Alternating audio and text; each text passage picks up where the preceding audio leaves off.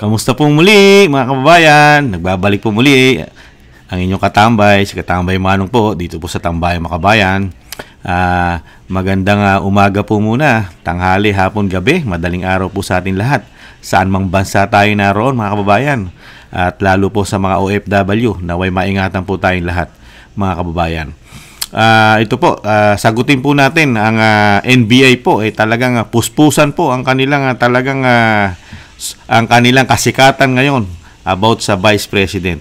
At talagang nag-release pa po sila hanggang December 31 daw po ay kailangan humarap daw po at magpaliwanag ang isang Vice President sa kanila sa NBI para po sagutin daw po ang tinatawag na kill remark na pinahayag po ng Vice President nung sinasabi niya po na kung siya'y mamamatay ay kailangan din daw po na hindi rin po magtagal ang buhay ng Pangulo at ng Speaker at ng First Lady dahil dito po sa sinasabi niyang banta sa kanyang buhay. Pero sa kabila nun, ang NBI po ay puspusan po. At talagang ang gusto po talaga ang investigasyon ay pumunta ang Vice President sa NBI. Pwede naman po kayo pumunta, sir, mag-imbestiga. Trabaho niyo po mag-imbestiga. Ngayon, kung nag-iimbestiga po kayo, pwede niyo po imbestigahan ang Vice President.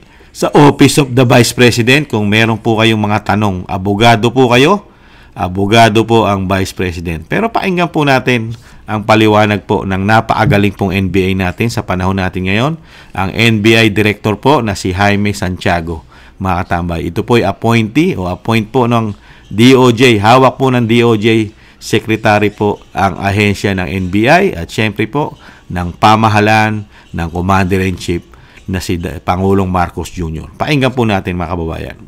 Lagi kong sinasabi, ang kaso, hinaharap, hindi tinataguan yan. Harapin mo yan. Problema mo yan. Okay. Ay, tama po muna natin. Bungad na bungad pa lang po ni attorney. Attorney rin po ito si attorney director Jaime Santiago. Wag daw talikuran at kailangang harapin daw ang kaso. May kaso na ba? Wala pa nga kaso, director. Hindi pa kayo nag-iimbestiga. Ano pong kaharapin kaso at huwag talikuran ng kaso ng Vice President? Wala pa pong kasong sinasampa. Director, itama nyo po kasi hindi po maganda sa news, sa balita na ang Vice President parang meron ng kinaharap na kaso at pinagtataguan at ayaw niyang harapin ang kanyang kaso. Wala pa pong kaso. Wala pa nga investigasyon. Di po ba mga kababayan? Yun po ang tamang term. Nagulat lang po ako sa isang NBI director na pinagsabihan mo po agad ang Vice President na parang natatakot na hindi hinaharap ang kanyang mga kaso. Dapat harapin mo. Wala pa nga kaso. Wala pa kayong pinapile na kaso. NBI kasama ang DOJ. Di po ba? Ulitin po natin. Pakinggan po natin. Parang inaano lang po ako doon sa unang banat po ng direktor na parang sa iyo may kaso na ang isang Vice President. Wala pa kayong investigasyon. Di po ba? Ulitin po natin. Lagi kong sinasabi, ang kaso, hinaharap, hindi tinataguan yan. Harapin mo yan. Problema mo yan.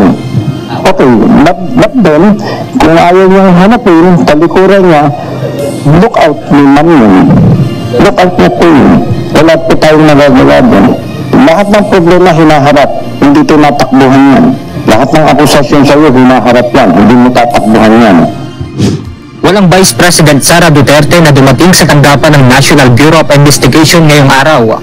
Sa ikalawang pagkakataon, hindi na naman sumipot si VP Sara at tanging kanyang legal counsel ang nagpakita sa opisina ng NBI, dala ang liham mula sa Vice Presidente. Ayon kay NBI Director Jaime Santiago, mauunawaan naman nila kung talagang abala ang Vice Presidente sa trabaho.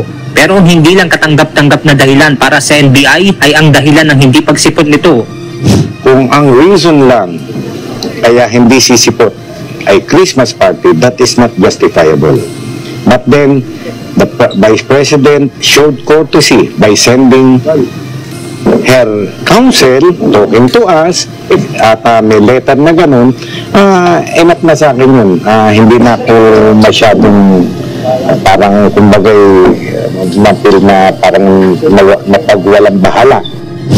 At dahil hindi nakadalo sa tanggapan ng National Bureau of Investigation si VP Sara, magsesentro na lang ang investigasyon ng NBI sa mga hawak nilang ebidensya. yun nga, ang mangyayari nga kung ano yung meron kaming ebidensya, ayun na lang. Gano'n na nga po. Siyempre, di ba? Pagka inaakusahan ka, hindi ka sumagot, your silence condemns you. At para naman mabigyan ng pagkakataon na makuha ang panig ng Vice Presidente, nakahanda na maghintay ang NBI hanggang sa katapusan ng Disyembre. Wala. Ni higing wala. Sa akin lang nanggaling yun na while we are studying this for that period, no, itong hanggang end nitong December, ay biglang dumating si BP, welcome po. Pero wala kaming hindi namin siya nire-require, hindi namin hinihingi, hindi sila nagpasabi, wala po. Akin lamang po yun, kadugtong po yun ng due process at ng courtesy namin sa Vice President. Muli namang iginiit ng NBI na magiging patas sila sa gagawing investigasyon sa threat na natanggap ni BP Sara at maging sa pagbabanta umano nito laban sa Pangulo. Benedict Samson, UNTV News and Rescue. Patas nga, kitang-kita nga ng mga kababayan kitang-kita ng mga Pilipino ang pagiging fairness, patas po ng NBI at ng DOJ po pagdating sa Vice President. Wala pang investigasyon pero may konklusyon na po agad ang NBI Director po yata na parang tinatakasan at tinatalikuran ng Vice President ang kaso. At yung sinasabi nga, yung katahimikan daw po ay meaning po ito ay mayroon kang guilt. Ibang klase. Wala pa investigasyon yan, mga kababayan. At abogado po ang Vice President at abogado rin po ito. Si Director Jaime Santiago, abogado po. At siya rin ang may sabi, mga katambay, na kung ano ang hawak nilang, kung ano nakuha nila na mga ebidensyang hawak daw nila ngayon, doon na lang daw sila tututok. O di, trabaho po ninyo yun Trabaho nyo po mangalap ng ebidensya. Ngayon, kung hindi kayo pupunta ng Vice President, trabaho nyo maghanap ng ebidensya. Di ba? National Bureau of Investigation po kayo. Di po ba? Ano po ba ang sabi ng Vice President? Hinahanapan nyo ng threat ang isang presidente. Pero hindi nyo hinahanapan yung threat naman sa kanya. Yung buhay niya nanganganib. Una po kasing nanganib ang buhay ng Vice President. Kaysa po rito sa sinasabi po. At yung sinasabi ng Vice President, malinaw na malinaw. Walang mangyayari sa Presidente ng Pilipinas, sa Speaker, sa First Lady, pag walang nangyari sa buhay niya. Kasi pinoprotektahan niya ang buhay niya. Kaya nga nabanggit pa nga niya yung buhay ng dating Senador Benigno Aquino Sr. Di ba? Kasi napakadali po nung nawala ang buhay ng isang Benigno Aquino Sr. Di ba? Dahil sa eroplano pa lang, kinitil na ang buhay nito. Hindi na nakalapag ang kanyang paa sa lupa ng Pilipinas. Di po ba? Kaya bilang safety po at matalinong pahayag ng Vice President yun. At yung pahayag po niya ay hindi po ito labag sa batas. Alam po ng isang abogado yun, mga kababayan. Kaya nga iniintay na lang ni Vice President yung mga kaso. Maliwanag na maliwanag ang sagot ng Vice President. Kaya lang, gusto po kasing sumikat ng NBI, mga katamay. Talagang pinasisikat po nila ang NBI at ang DOJ dahil nga po dito sa tingin po nila ay may kaso na po at guilty na po yata at magtatago na po yata ang isang Vice President pagdating po sa mga salita at pahayag nila sa media. At talagang gigil po ang media rin dito sa issue na ito, mga kababayan. At mali pa ang impormasyon, kulang pa ang impormasyon po ng NBI. At ang paliwanag po ng Vice President, hindi po siya makakadalo dahil marami pa siyang gagawin.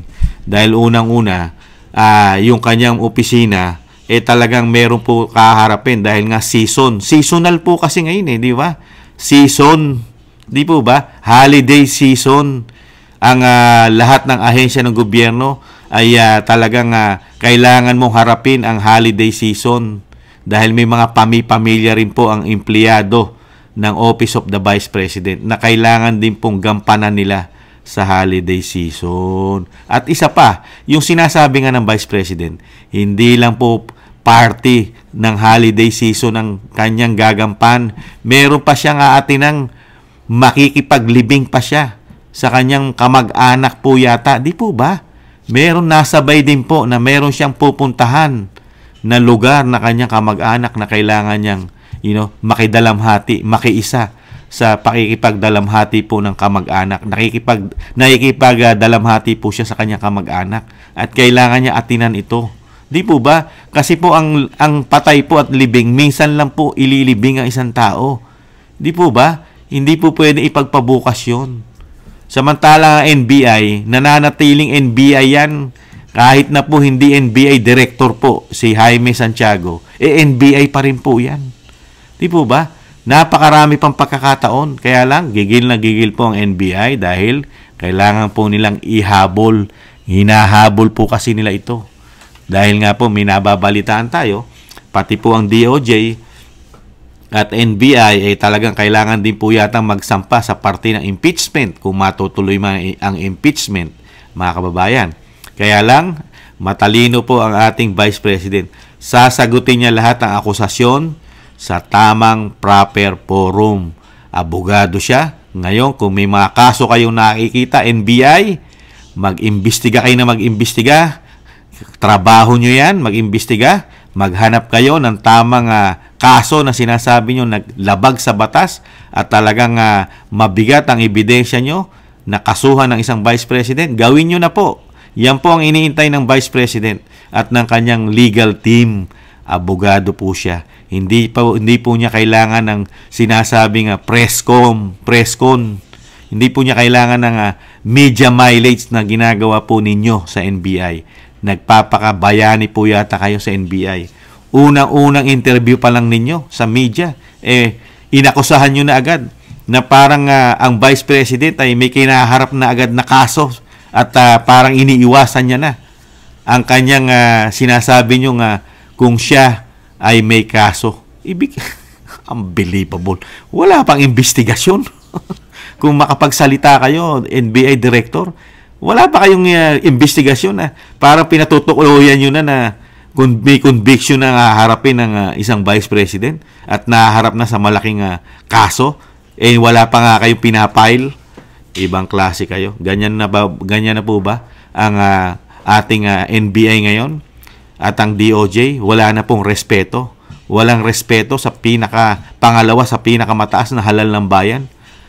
Mas malaki pa ang nakuwang boto sa presidente. Ibang klase kayo. Kung gusto nyong respetohin kayo ng Vice President, ng opisina ng Vice President, una po muna kayong rumespeto.